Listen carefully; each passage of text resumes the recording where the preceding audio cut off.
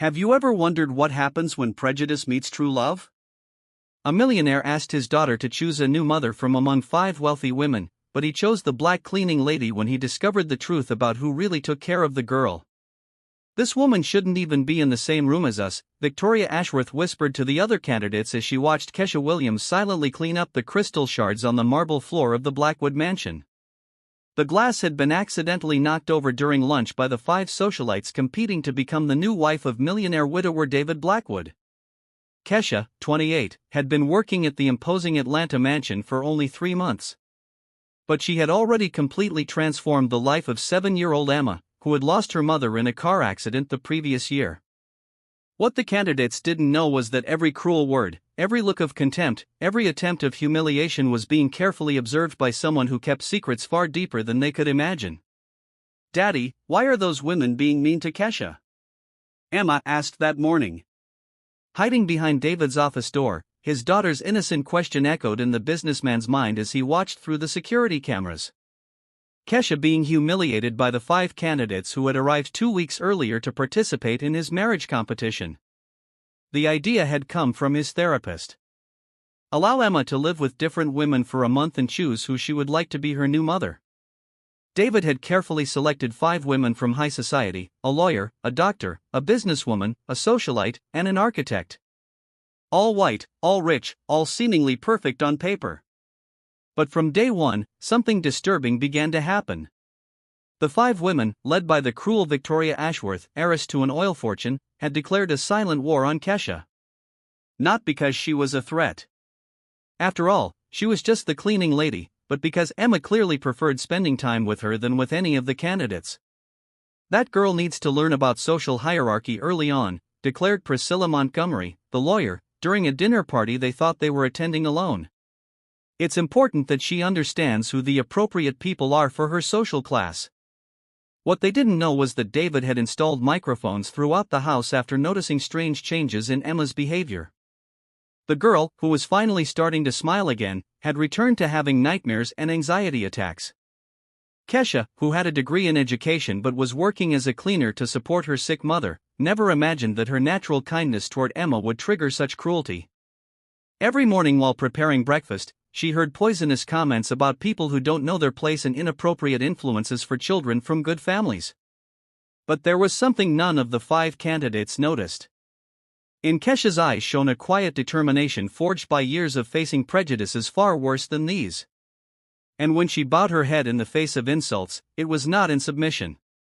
It was pure strategy from someone who had learned that the best revenge comes to those who know how to wait for the right moment. Are you ready for a twist that will change everything? Stay tuned to Black Voices. The next morning, Victoria gathered the other 4 candidates in the mansion's private library, far from the eyes and ears they imagined were watching them. The plan being hatched was as cruel as it was meticulously calculated.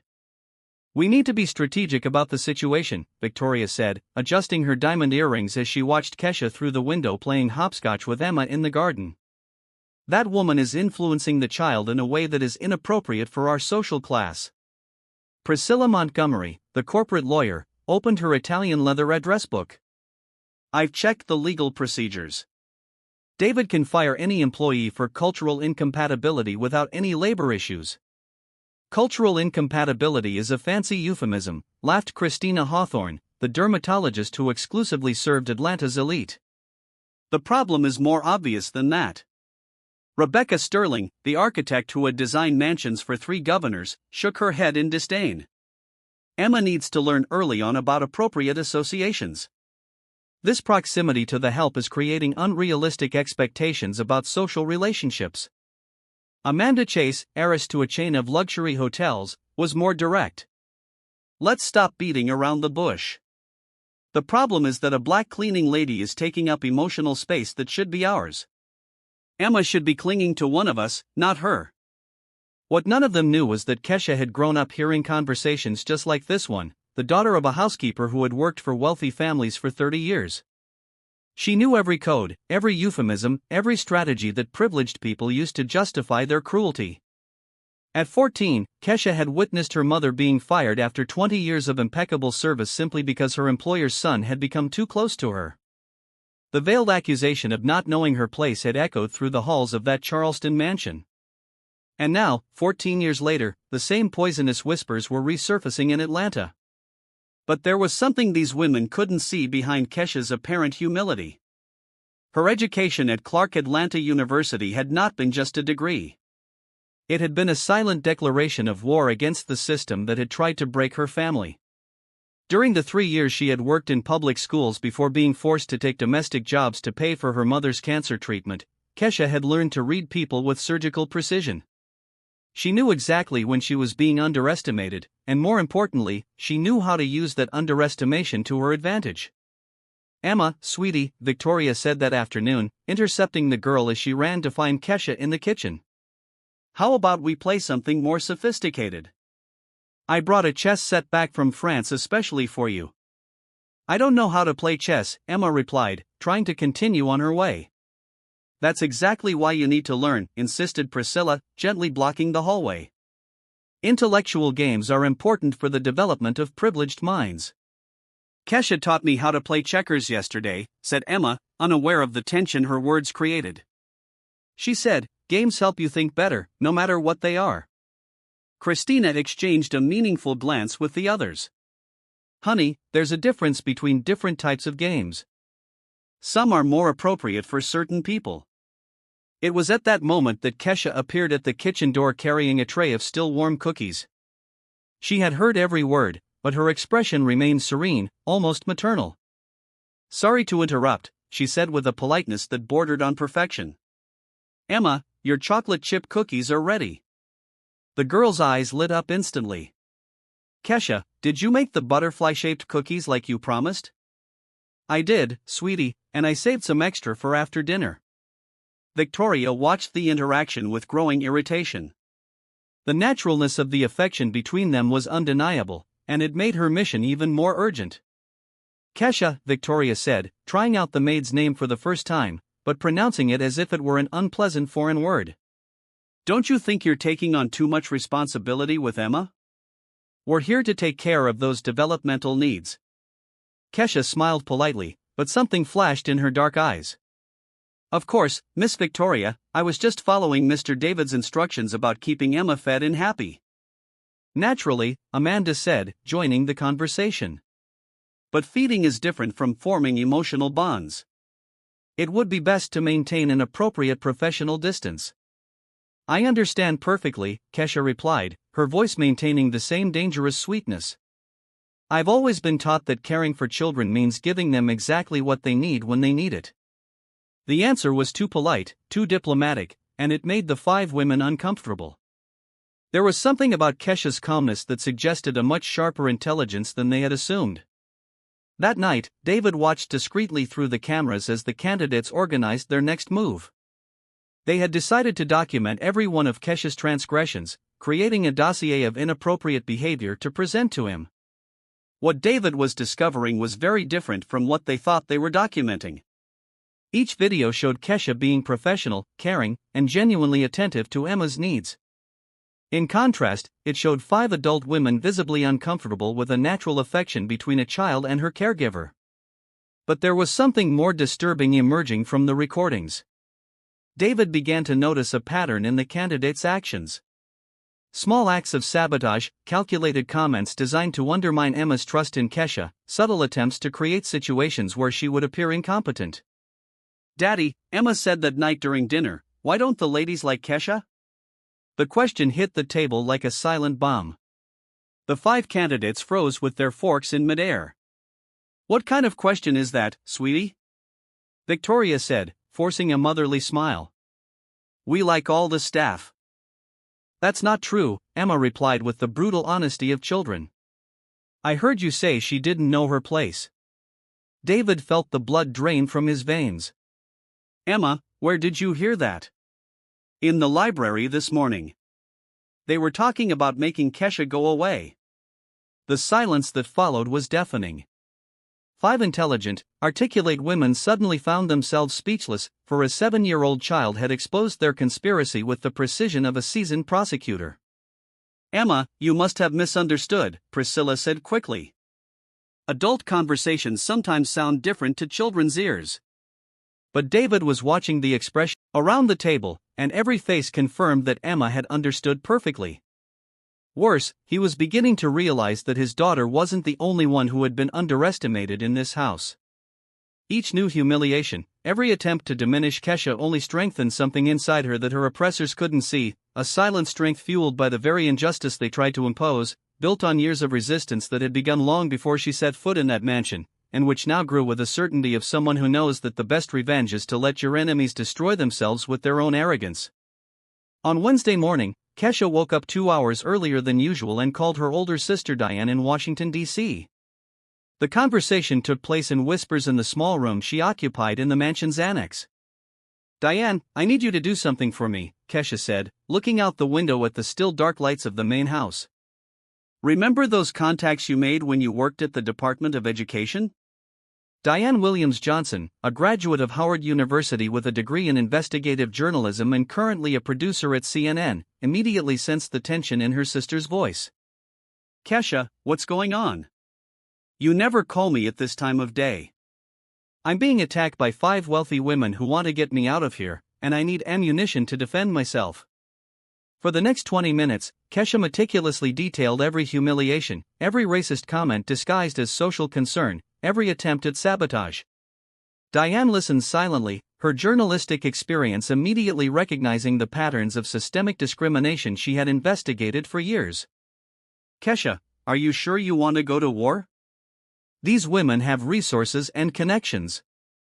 "Diane, our mother worked 30 years being humiliated by people like this. I'm not going to repeat her history. Not when I have Emma to protect." The mention of Emma made Diane understand the gravity of the situation. She knew her sister had developed a genuine maternal bond with a child, something that had blossomed naturally after years of working with traumatized children in public schools. "All right, give me their full names in 48 hours. I'll find out everything you need to know." Meanwhile, David stepped up his own silent investigation. He had discreetly hired a private investigator, Marcus Thompson, who specialized in background checks on the social elite. What he was discovering about his 5 candidates was disturbing. Victoria Ashworth had been expelled from 2 charitable organizations for financial irregularities that had been hushed up by her family's fortune. Priscilla Montgomery had a history of labor lawsuits filed by employees alleging harassment and racial discrimination. Christina Hawthorne had lost her medical license in 2 states before settling in Georgia. Rebecca Sterling had been investigated by the Internal Revenue Service for tax evasion, and Amanda Chase was being sued by 3 former employees of her hotel chain for creating a hostile work environment based on racial discrimination. "Mr. Blackwood," Marcus said during an encrypted phone call, "these women aren't just prejudiced. They're systemic predators." The plan being constructed during a morning meeting in Priscilla's bedroom. "David is a rational man. With enough evidence, he'll be forced to fire her." Priscilla opened her laptop and showed a document she had prepared. "I've created a detailed behavioral report. Allegations of violation of family privacy, inappropriate influence over Emma, attempts to emotionally manipulate her boss. All lies, but very well substantiated," added Christina, admiring the legal sophistication of the document. "With my medical background, I can add concerns about psychological impact on the child." Rebecca and Amanda exchanged satisfied smiles. They were convinced they had engineered Kesha's perfect destruction, professional, systematic, and impossible to contest by a mere cleaning lady with no resources or formal education. What they didn't know was that Kesha had anticipated this strategy exactly. During her years working in public schools, she had faced principals and coordinators who used identical tactics to remove black teachers who didn't fit in with the institutional culture. That afternoon, while discreetly cleaning David's office, Kesha accidentally found the candidate report open on the printer. She quickly read each accusation, each malicious distortion of her interactions with Emma, each attempt to turn her genuine affection into something inappropriate or suspicious. Instead of panic or despair, Kesha felt a cold calm spread through her body. It was the same serenity she had developed at 14 when she witnessed her mother being fired for excessive emotional closeness with the children she cared for. That night, after Emma fell asleep, Kesha made another crucial phone call. This time to her former supervisor at Clark Atlanta University, Professor Angela Morrison, one of the leading authorities on child development and separation trauma. Professor Morrison, I need your professional help documenting the emotional well-being of a child in a very delicate situation. Dr. Morrison, who had advised Kesha on her dissertation on reparative bonds in orphan children, immediately understood the gravity of the request. Kesha, you want me to conduct an independent psychological evaluation? Exactly. And I need it done in a way that will be indisputable in any court or legal situation. During the 40-minute conversation that followed, Kesha outlined not only a defense plan, but an offensive strategy that would use the very academic and professional expertise that her attackers assumed she lacked. The next day, David watched through the cameras as the candidates carried out their most cruel sabotage yet. They had hidden Emma's favorite teddy bear, a gift from her late mother, and then discovered the toy in Kesha's closet. "Emma, honey, we found your teddy bear," Victoria announced dramatically, pulling the toy out of the closet as Emma cried desperately. It was in the employee's room. The girl looked at Kesha with confusion and hurt. "Kesha, why did you take my teddy bear?" "I didn't take it, sweetie," Kesha replied calmly. But David could see the pain in her eyes through the camera. "Someone must have put him there by mistake." "Mistake," said Priscilla, feigning disbelief. "Emma, did you leave your teddy bear in the employee's room?" "No," whispered Emma, tears streaming down her face. "I always leave him on my bed." Christina approached and knelt down to the child's height. "Honey, sometimes people, different people, take things that aren't theirs. It's not necessarily out of malice, but out of envy or a desire to have nice things." It was at that moment that David saw something extraordinary happen. Instead of desperately defending herself or protesting her innocence, Kesha simply hugged Emma and whispered, "My little one, you know in your heart that I would never take anything of yours. And people who truly love you would never try to confuse that heart." The mature wisdom and unshakable dignity of that response contrasted brutally with the calculated cruelty of the 5 women. David realized he was witnessing not just racial discrimination, but a systematic attempt to psychologically destroy both his employee and his own daughter. That night, while the candidates secretly celebrated what they considered their definitive victory, Kesha received a call from Diane that would completely change the game. "Sister, you won't believe what I found out about your new friends. And best of all, it's all publicly documented. They're much more vulnerable than they realize." Across the mansion, David made a decision that would seal the fate of the 5 women. He had seen enough, gathered enough evidence, and come to a conclusion that left him both furious and determined. It was time to stop watching passively and start taking action. But first, he needed to have a very serious conversation with a woman he had completely underestimated, and who was about to discover that she had allies and resources far more powerful than any of her attackers could have imagined. Each new cruelty had not only strengthened Kesha's resolve, but had revealed a character that turned each attack into fuel for a response that would be as intelligent as it was devastating, proving that sometimes the person who seems most vulnerable is exactly the one who possesses the most lethal weapons in a war his enemies didn't even know they had lost. The following Friday, David called a special meeting. He had discreetly invited Dr. Angela Morrison, Diane Williams-Johnson from CNN, and investigator Marcus Thompson. The 5 candidates showed up thinking they would finally receive the decision on who would be chosen. "Ladies, before I announce my decision, I would like to share some interesting findings," David said, turning on the screen in the room. Victoria smiled confidently. "Sure, David. We're eager to hear them." The first image that appeared was a news article, "IRS investigates charity funds." Victoria's photo was splashed across the headline. "That's a lie," Victoria shouted, her face turning red. "Is it?" asked Diane, standing up. "I'm Diane Williams-Johnson, CNN. I confirm every word of this report." David clicked to the next slide. Priscilla Montgomery appeared being sued for racial discrimination against 3 black employees. "David, this is out of context." Priscilla tried nervously. "Context," interrupted Marcus Thompson. "I'm a private investigator. All of these documents are public and verified." The next images devastated Christina, Rebecca, and Amanda one by one. Lawsuits for medical malpractice, tax evasion, hostile work environment. You are all systemic predators, David said coldly. And I have documented every attack you have made against Kesha. He played the recordings. The voices of the 5 women echoed through the room, racist comments, plans for sabotage, the setup with Emma's teddy bear. This is invasion of privacy, Victoria yelled, in my own home. David laughed bitterly. Were you plotted to destroy an innocent person? Dr. Morrison approached. As a child development expert, I evaluated Emma this week. The child demonstrates healthy restorative bonds with Kesha, which are essential to her post-traumatic development. Emma, who had been called into the room, ran straight to Kesha. Kesha, you're not leaving, are you?